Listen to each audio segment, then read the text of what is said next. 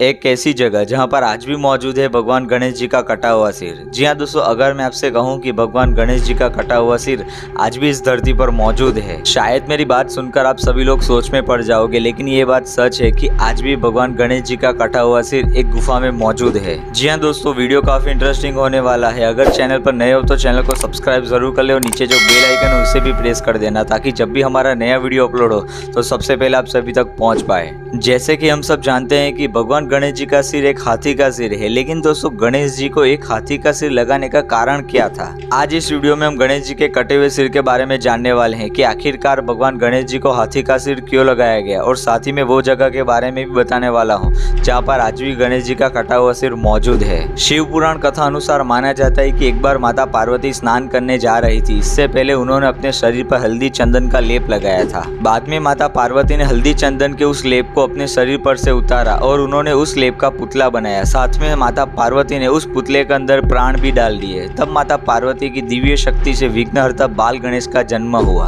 और इसके पश्चात माता पार्वती ने गणेश जी को द्वार पर खड़े रहने को कहा और माता पार्वती अंदर स्नान करने के लिए चली गई। कुछ समय बाद वहाँ पर भगवान शिव जी माता पार्वती जी से मिलने के लिए आते हैं, लेकिन द्वार पर खड़े हुए गणेश जी भगवान शिव जी को अंदर प्रवेश करने के लिए साफ मना कर देते हैं। शिव जी के बार बार समझाने के बाद भी गौरी पुत्र गणेश नहीं मानते हैं और आखिर में भगवान शिव जी क्रोध में आकर अपने त्रिशूल से गणेश जी का सिर धड़ से अलग कर देते हैं। जब माता पार्वती को इस बात का पता चला कि भगवान शिव जी ने उनके पुत्र गणेश का सिर धड़ से अलग कर दिया है, और तब अपने पुत्र के वियोग के कारण माता पार्वती अत्यंत क्रोधित हो गई। भगवान गणेश माता पार्वती और शिव जी के ही पुत्र है, ये बात जब भगवान शिव जी को पता चली तब उन्होंने गणेश जी को फिर से जीवित करने के लिए अपने शिव गणों से कहा कि जंगल में जाकर एक ऐसे बालक का सिर लेकर आओ जो उत्तर दिशा में हो और उसकी माता विरुद्ध दिशा में पीठ दिखाकर सोई हो। नंदी और सभी शिवगण जंगल की ओर बढ़ते हैं। तब सबसे पहले उन्हें एक हिरण अपनी माँ के साथ सोया हुआ नजर आता है, लेकिन वो महादेव के कहे अनुसार उत्तर दिशा में नहीं था।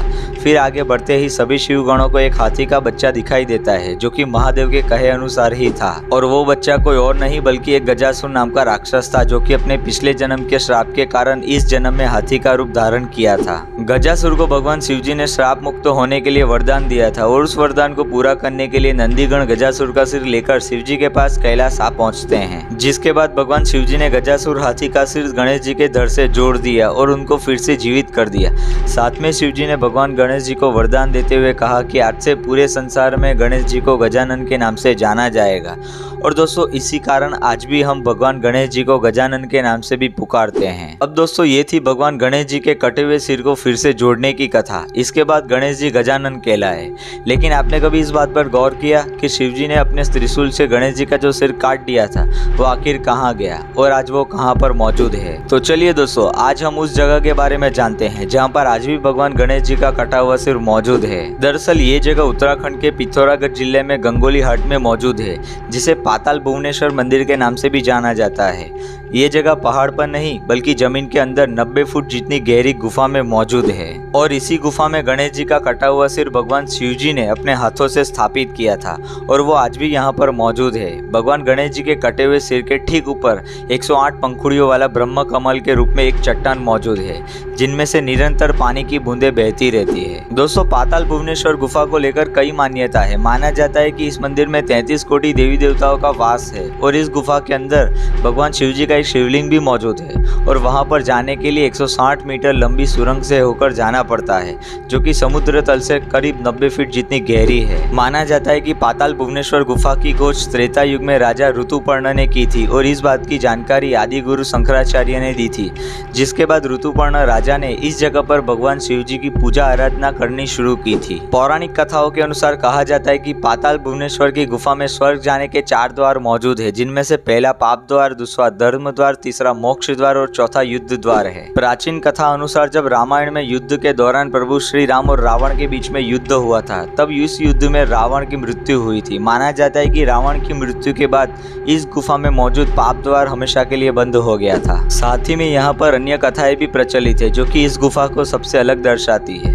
दरअसल इस गुफा में 4 खंभे मौजूद है जो कि सतयुग, त्रेतायुग, द्वापर युग, कलयुग के नाम से जाने जाते हैं। अब दोस्तों मेरी बात जरा ध्यान से सुनना। इस गुफा में मौजूद 4 स्तंभों में से 3 स्तंभों में कोई बदलाव नहीं है, लेकिन जो कलयुग का स्तंभ है जिसकी लंबाई अन्य 3 स्तंभों से कई लंबी है। और इससे भी रहस्यमय बात तो ये है कि इस गुफा में मौजूद भगवान शिव जी के शिवलिंग का आकार तेजी से बढ़ता जा रहा है। कहा जाता है कि जब ये शिवलिंग गुफा की छत को छू लेगा तब दुनिया खत्म हो जाएगी। अब इस बात में कितनी सच्चाई है ये तो कोई नहीं जानता, लेकिन ये बात तो पक्की है कि ये गुफा बहुत ही बड़ी रहस्यमय मानी जाती है। दोस्तों, अगर आपको भी एक ही जगह पर 33 कोटी देवी देवताओं के दर्शन करने हैं तो ये जगह आपके लिए बेस्ट है। अगर जिंदगी में एक बार मौका मिले तो यहाँ पर आकर भगवान शिव जी के इस अद्भुत शिवलिंग के दर्शन एक बार जरूर करना। तो दोस्तों, आज के लिए बस इतना ही। उम्मीद करता हूँ कि इस वीडियो के माध्यम से आपको कुछ नया जानने को मिला होगा। अगर वीडियो पसंद आया हो तो इस वीडियो को अपने 5 सनातनी दोस्तों में शेयर जरूर कर देना। तो मिलते हैं फिर एक नए वीडियो के साथ, तब तक के लिए हर हर महादेव।